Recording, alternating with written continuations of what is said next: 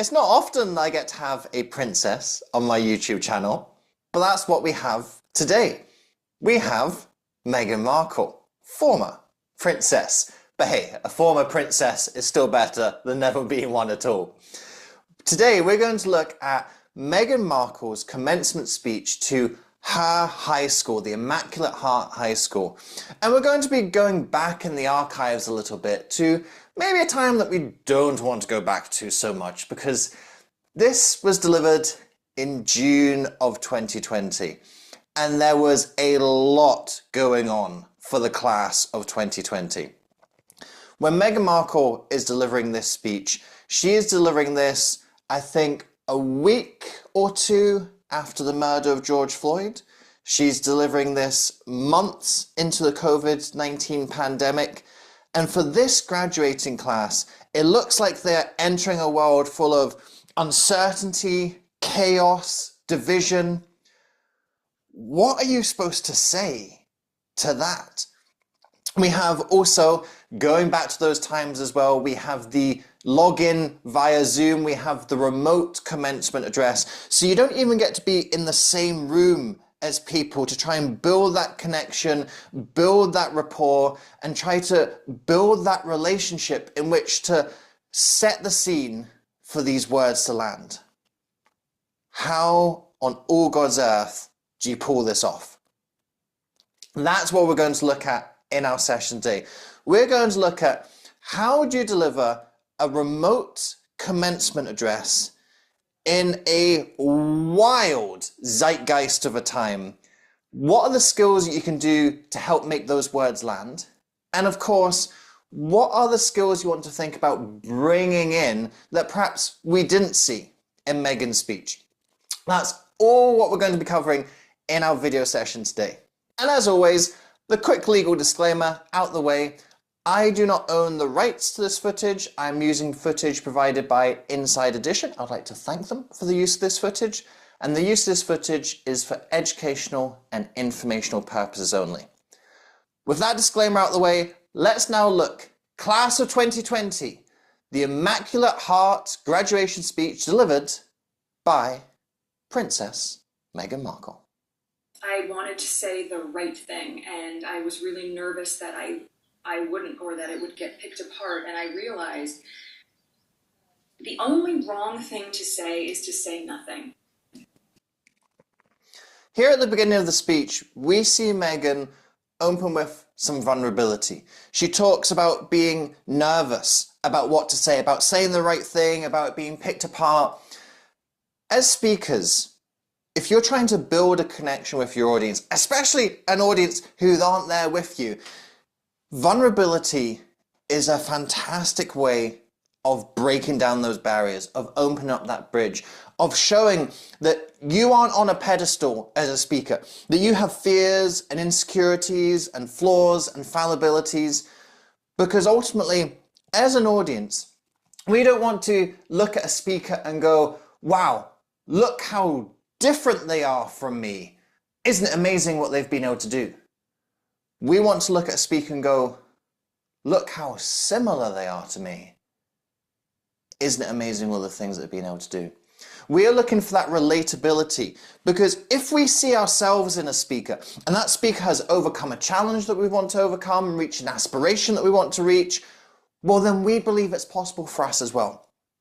Opening with that vulnerability helps to take yourself off a pedestal as a speaker, build that bridge of relatability, and ultimately start to generate that belief in the audience that they can achieve what you've set out to them, that they can follow the steps you guide them along as a speaker.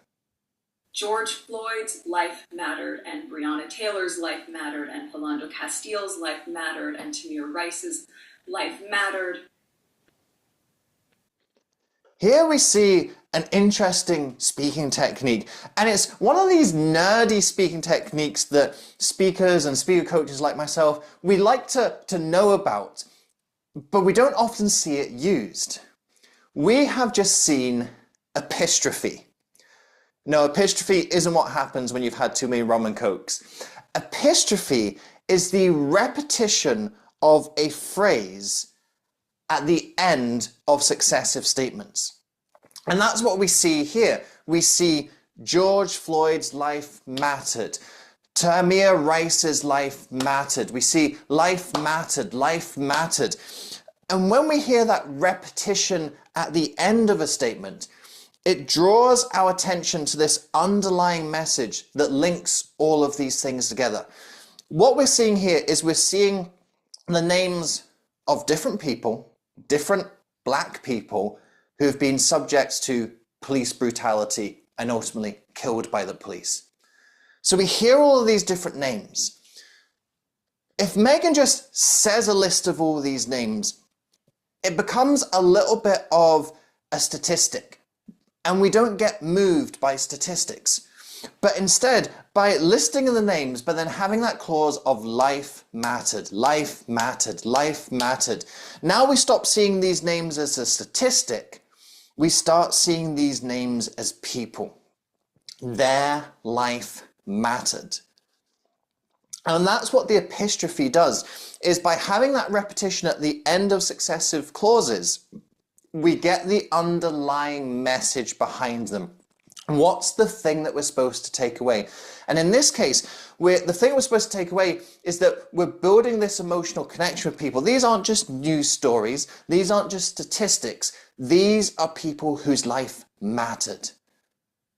Our lives matter. Their lives matter. We're drawing that connection. What's the emotional connection that we can feel with all of these names?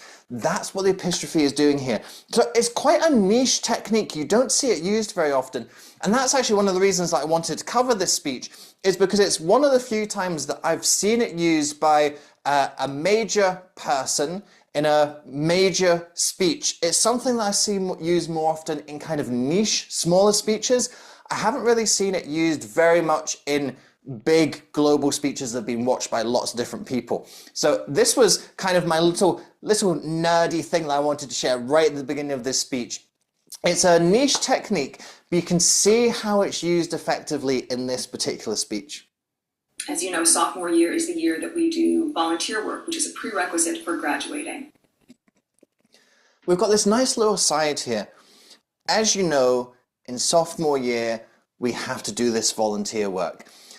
Here, Meghan is using that commonality. She's not addressing this as a generic, general speech to everyone wanting to speak about these issues. She's addressing it to this particular high school, the high school that she attended. So using that commonality, whenever you're a speaker, you've got to think about what's that common ground that me and the audience have. Now, it's unlikely to be that you went to the same school as each other. Great if you can use it in this particular occasion as Meghan does. But think about what that common ground is. And you can see there's that little aside and that little kind of knowing of, I mean, as you know, we have this thing in common. And that's the thing that you can bring into your speeches as well. You can go, as you know, here's the thing that we have in common.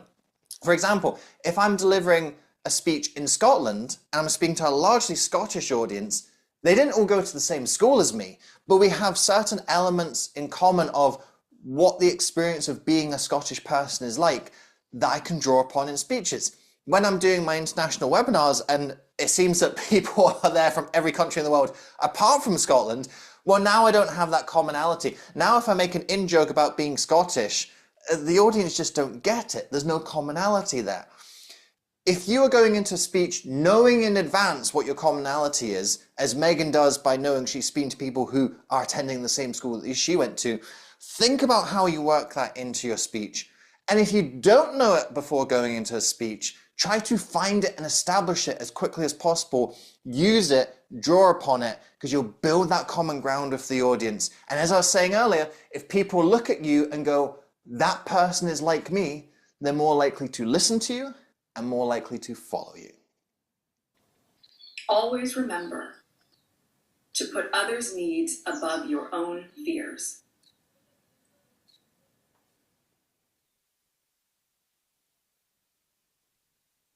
We hear a key statement there from Meghan's old teacher. Always remember to put other people's needs above your own fears.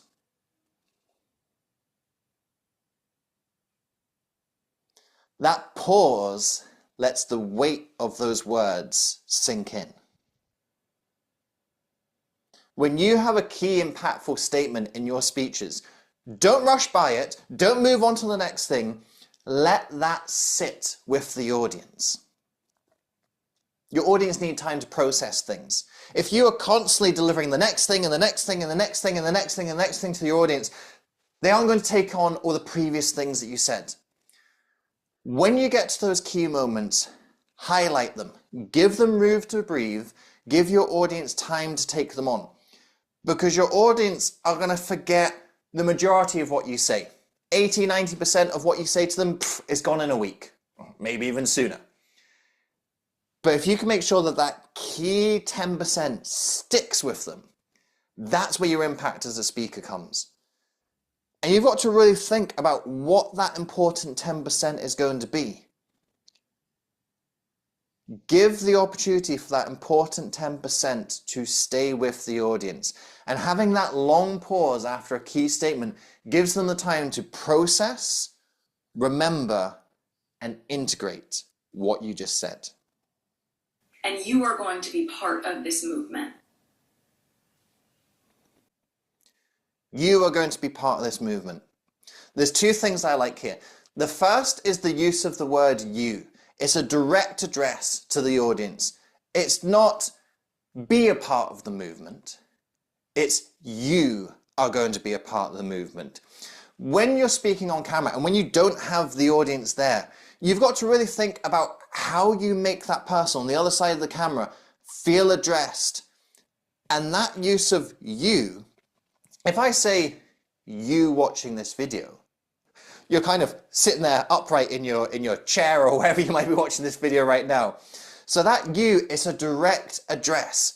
It's one of my favorite hacks for speaking online. If you can just use the word you more often, you is directive. You makes that person on the other side of the camera feel like they're being addressed and they're in conversation with you. It's not this abstract person having a conversation with someone else. It's someone having a conversation with you. Now, the second part of this is not just you in terms of you know this or how are you doing. It's you will be a part of the movement. It's actually a call to action. You will be a part of the movement. It's not a suggestion that you could be a part of the movement. It's actually a presumption you will be a part of the movement. So there's a presumption in that, and that's what makes it a call to action. Because if someone is sitting there going, oh, wait, hang on, I'm going to be a part of the movement? It makes them think about that statement and think, oh, okay, oh, you're expecting me to be a part of the movement. When you have high expectations for people, people rise to those expectations. So when you have a call to action that's presumptive in this way, you will be a part of the movement. You are automatically setting those expectations of what you think people are going to do. And if they weren't seeing that for themselves, they now start to envision that for themselves. And that's sometimes the essence of what great leadership is. Great leadership isn't getting people to do something because you've said it. It isn't about telling them, here's the things that you've got to do. Sometimes it's just about setting those high expectations. Sometimes it's just about painting the vision and making people think like they are already a part of that vision. Not telling them, you'll be a part of this vision. Not, here are the ABC steps for you to be part of this vision. It's just saying, you are part of this vision. Leadership is about bringing the best out of people. And high expectations help people to reveal the best of themselves. So we've got a couple of things that are working really well here. We've got that direct address. We've got that presumptive participation. We are demonstrating that leadership of when you set high expectations for people, your audience will rise to them. Now you get to be part of rebuilding. And I know sometimes people say, how many times do we need to rebuild? Well, you know what? We are going to rebuild and rebuild and rebuild until it is rebuilt. Rule of 3 and repetition. I often talk on these videos of it's not just about using the one technique. It's about finding a synergy between techniques. So here we see the repeated rule of 3. We'll rebuild and rebuild and rebuild, and then we get the little twist at the end until it is rebuilt. So we get the repetition, rebuild, rebuild, rebuild, and then we almost get that another bit of repetition at the end. It almost sounds the same, but it means something very different. So this rule of three, what it does is it emphasizes the determination, the commitment. We're going to do it again and again and again until it is done. Rule of three and repetition coming into play. More effective than if Meghan used synonyms. We are going to build and we're going to grow and we're going to develop until it is complete. Right? It's saying the same thing, but what was catchier? The first one or the second one? The first one, isn't it? Because it has that synergy of techniques coming in there. So whenever you're trying to highlight and bring attention to something, one technique can do it really well. But if you can find a synergy of techniques, that can really put the cherry on top. Delivering a speech online can be difficult at the best of times, trying to build that connection with people who aren't in the room with you. Never mind when there's a whole host of other external factors going on. And in the video so far, we've seen some of the techniques that Meghan has used to build that connection really well and speak to those difficult circumstances. Maybe you've been put in a similar position where you've got to deliver an online speech and you're thinking, how do I connect with that audience who I can't see and who aren't in the room with me? How can I speak to a host of difficult experiences and circumstances? If this sounds like you, then this is something that my coaching can help you with. During our coaching together, you're going to learn some of these techniques and some of these skills that we've talked about in the video so far. And also look at some of those additional skills and techniques that I'm going to be sharing that I think Meghan could have done a little bit later in this video. If you feel that you need help with delivering one particular online speech, or you're having to speak online many times, just pop me a message on LinkedIn. I've put my link to my LinkedIn in the description below. Send me a connection request on there, send me a message, tell me a little bit about what your online speech or speaking is looking like. What do you think are some of your major challenges around speaking on camera? And also, share with me some of your aspirations. Share with me, well, what do you want to happen here? What's going to be that great impact and difference you're going to make by speaking online? We can look at some different coaching options and find the program that works best for you. Now, let's look at Meghan's speech again. And this time I'm going to be pointing out some of the things that I think were missing from her speech that could have helped her to connect even more and speak better to those difficult circumstances she shares in the speech. Graduating class of 2020. For the past couple weeks, I've been planning on saying a few words to you for your graduation. And as we've all seen over the last... When you open your speech, the opening of your speech is the first and most important opportunity to grab your audience's attention. At the beginning of your speech, you want to spark their curiosity. You want to spark their curiosity and you want to answer the question, what am I going to get from this speech? And I know this seems like a very self-centered thing. I know we don't like to think of people as being self-centered, but in many ways we are driven by being self-centered. You've got to answer for your audience quickly. What's interesting about this speech? Why should you keep listening? And what are you going to get from this speech? One of the common errors that I see when people come up to deliver a speech is they talk about their experience of preparing the speech. Your audience don't care about what you did to prepare the speech. They just want you to deliver the speech that you've prepared. And here's what I would suggest for Meghan's beginning is that she is talking about, over these past few weeks, I've been planning what to say to you. Don't tell them about the planning. They're not interested. Instead, tell us what you're actually going to tell us. Just start delivering the speech. It's absolutely fine if you've had this thinking process and you've had these back and forths about what you're going to say. We just want to hear your final decision. And at the beginning of a speech, you've got to spark that curiosity and you've got to tell them why they should listen. Now, what I would say is that Meghan is lucky enough to kind of have the second part answered already because she's a celebrity who went to the school. the audience are going to give you a bit of grace in terms of, oh, this is a celebrity who went to our school. This is pretty cool. So great. That gives you a little bit of an advantage coming into the start. But now they want to go, what can I learn from this celebrity? Maybe I too can reach the heights that they've reached. So that's what I'd be looking to answer, is going, okay, what can I learn from this person who's done really well after graduating that can also help me to do really well after graduating? That's what needs to be in the start. It doesn't need to be the case of do as I do and one day you'll get to be a princess. No, that's bullshit. It's not about that, but it's about the shared aspiration. It's the idea that you can go on and you can achieve what you want to achieve after school, and perhaps even achieve what you never thought you could after school. That's what should be in the start of this speech. But instead we're hearing the thought process of what Meghan was thinking about putting into the speech. Just tell us what you actually did put into the speech. And this is a common mistake that I see across a lot of different speeches. Don't share what you were thinking about the speech. Share what the audience are going to get from your speech. And I was thinking about this moment when I was a sophomore in high school. I was 15, and when I was a sophomore in high school. What high school were you at, Meghan? You were at their high school. Remember I was talking earlier about how Meghan used that opportunity to relate it to them. As you know, we have to do volunteering as part of our graduation requirements. So we had this really great moment actually later on in the speech of how Meghan relates it to the audience. But here's a missed opportunity.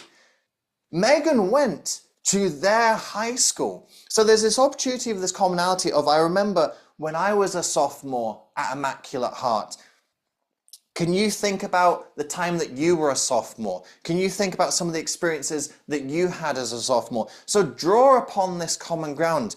So Meghan can talk about the experience of being a sophomore. So I remember this time I was a sophomore, I just had my first boyfriend, maybe some of you can relate to that. So make more of this commonality. Show the commonalities between them. Show some of those everyday things of what being a sophomore is like. I was trying to learn the trombone. I wasn't very good at it. Like whatever it is. Because then that's going to make the contrast with what she goes on to share about the LA riots so much more stark.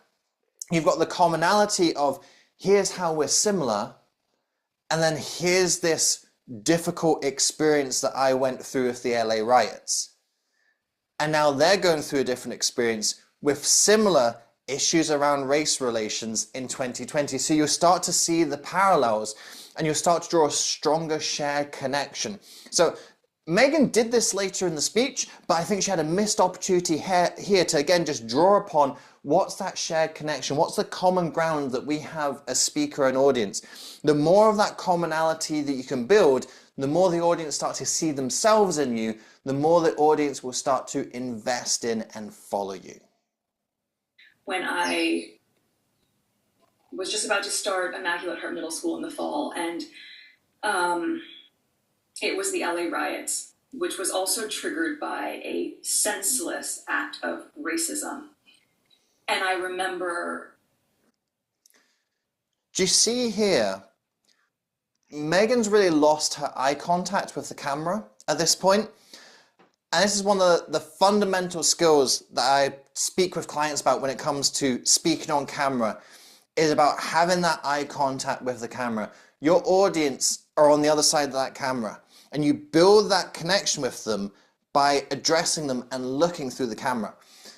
Now, what this doesn't mean is staring into the camera like a psychopath, unblinking, unmoved, and you never stop speaking into that camera, because actually that's really unrealistic. We don't speak like that in conversation. We have natural eye movements all the time when we're thinking, when we're remembering, when we're taking something on. But what I'd say here is that Meghan has come out of that too much. She's starting to really get in her head in terms of thinking and remembering. She's gone back to that scene in her mind, which is an important part of storytelling. But what she's got to remember is that she isn't going into the story for herself, she's going into the story for her audience. And as she's going back into the story, she needs to be communicating that story to the audience through the camera. So there's this big stretch of lost eye contact here. And when I often find eye contact can get lost both on camera and in person is when we start to go into things that are more difficult emotionally, where perhaps we have some vulnerability or we're going back into challenge. And it's these moments that are most difficult to express to an audience directly, but it's also these moments that are most important to address to an audience directly, because it's these moments of struggle and challenge and vulnerability that build that rapport, that build that empathy of the audience. So when it's the most difficult to look, you've got to make yourself look. You've got to hold that eye contact, even though it hurts. And here, Meghan has just drifted out of that and she's lost that eye contact. And so she's lost a little bit of that connection with the audience in this key moment as she's telling this key story. Vibrant and open-minded as I know the teachings in Immaculate Heart are, I know you know that Black Lives Matter. So I'm already excited for what you are going to do in the world. Excited. When Meghan says the word excited, does her face look excited? It's quite stern, and it's quite forceful and direct, isn't it? And what I'd say here is there's probably another element of something that I see a lot when people are speaking on camera, is when people are speaking on camera, they get a bit self-conscious and a bit frozen on camera. I call it the Botox effect.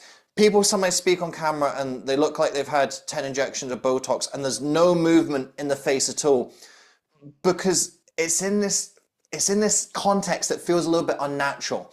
It's not natural to speak on camera. At the moment, I'm standing in a room speaking to myself just now. Essentially, it's not something that comes natural to us. It's something that we have to build in. And recognizing that facial expressions are often a cue to the other person. It's communicating what we feel and the other person picks up. But when we don't have that other person there, it's almost like then we don't have to give off the cue because there's no one to pick it up. And that's what can happen on camera. And that's what I think is what's happened to Meghan here, is speaking on camera, it creates more of that frozen face effect. And remember, this is a couple months into COVID.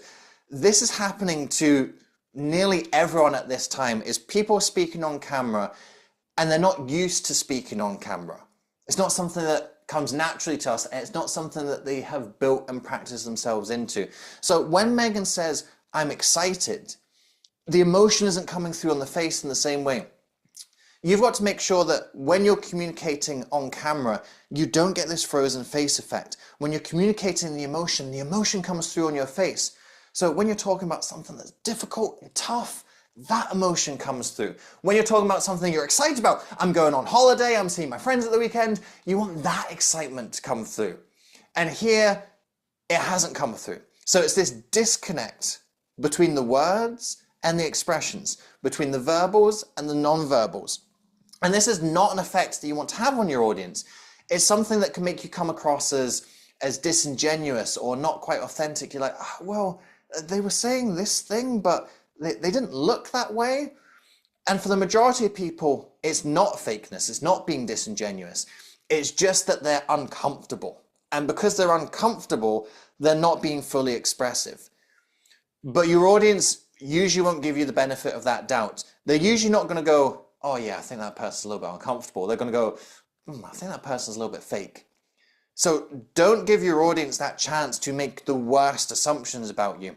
You want to be expressive. You want that emotion to come through on the face. And it's so important on camera because actually the camera picks up so much more of your facial expressions. So on the bad side of that, you can't get away with not being expressive because it's really flipping obvious.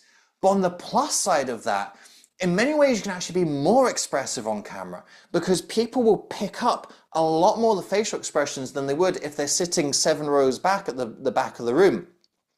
It feels more like a conversation because you're picking up the subtleties in someone's facial expression as if you're sitting and having coffee with them. That's a strength. You can make it feel really conversational when you get it right. it can come across as really off-putting when you get it wrong. So you want to get it right, learn to be more expressive on camera, and that comes from time and practice, feeling more comfortable on camera, being mindful of being expressive, getting yourself into that conversational mode of how would I say this if I was having a conversation with someone. All of that nuance and non-verbals would come through a lot stronger, and that's what you want to have when you're on camera. So here we've seen going into the archives of maybe a time that we don't want to cover so much, but I thought this was a really important speech to look at for a couple reasons. First of all, I just wanted to pick out the use of the epistrophe. That's a nice little niche technique that I haven't seen in many other notable speeches. I think it's important to reflect and think about how we're speaking on camera, because this is a dynamic that has very much survived from that time. We aren't in that same lockdown, fully virtual way that we used to be, but we've incorporated a lot more of that hybrid approach now. And you need to be just as comfortable speaking on and off camera, because that's the world that we live in nowadays. I also think that some of the issues and topics that Meghan is covering in this particular speech are still very much present 5 years on. And that's why I wanted to reflect on in this particular speech, of think about, if you keep on talking about difficult topics and difficult subjects, and it seems like there isn't change, or it seems it's like one step forward and one step back, how do you still bring that hope and optimism to that topic? How do you still paint a vision and a path that people can follow and people can go forward on? How do you still demonstrate that leadership? It's a big challenge to take on, but if you do it, the impact you have as a speaker can be phenomenal.